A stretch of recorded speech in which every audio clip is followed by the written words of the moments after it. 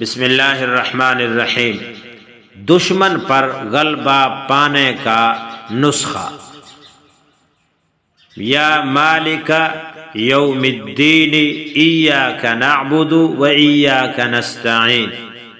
حیات الصحابہ میں یہ بات موجود ہے، تیسرے جلد صفحہ 602 میں۔ اے وہ جو روز جزا کا مالک ہے، ہم آپ ہی کی عبادت کرتے ہیں، آپ ہی سے ہر کام میں مدد چاہتے ہیں۔ دشمنوں کو فرشتوں کے ذریعے چاروں سمت سے مار لگنا، اس دعا کا آپ اثر دیکھیں۔ حضرت ابو طلحہ رضی اللہ تعالیٰ عنہ فرماتے ہیں، ہم لوگ ایک غزوہ میں حضور اکرم صلی اللہ علیہ وسلم کے ساتھ تھے۔ جب دشمن سے مقابلہ ہوا تو میں نے حضور علیہ الصلوۃ والسلام کو یہ مذکورہ دعا یا مالک یوم الدین ایاک نعبد و ایاک نستعین پڑھتے سنا۔ میں نے دیکھا کہ دشمن کے آدمی گرتے چلے جا رہے ہیں، اور اندازہ یہ ہے کہ فرشتے انہیں آگے سے پیچھے سے مار رہے تھے۔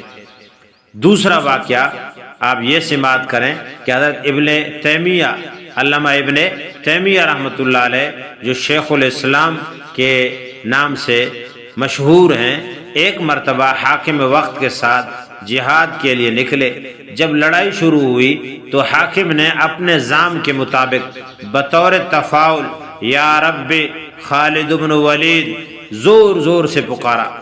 شاید اس کا مقصد یہ ہو کہ اے خالد بن ولید کو کامیابی دینے والے رب، ہمیں بھی فتح عطا فرما۔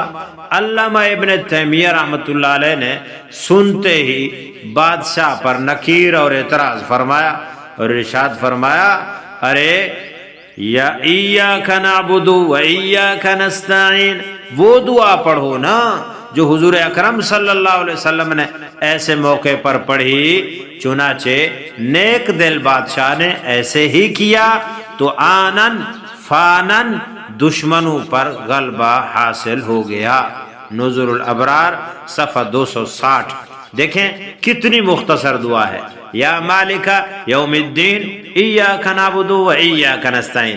مختصر بھی ہے، آسان بھی ہے، ہر کسی کو یاد بھی ہے، اور ہر کسی کی ضرورت بھی بن سکتی ہے۔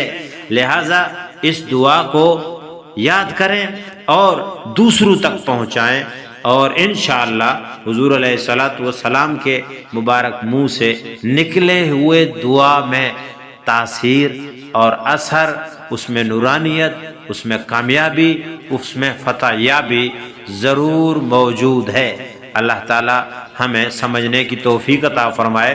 سامعین، اگر آپ کو یہ دعا پسند آئی ہے تو یہ دعا شیئر کیجئے، اور یہ ویڈیو بار بار دیکھیے، اور ہمارے چینل حکیم و حکمت کو سبسکرائب کرنا نہ بھولیے، اور بیل آئیکن کو ضرور کلک کیجئے گا تاکہ ہماری ہر نئی آنے والی ویڈیو آپ تک پہنچے۔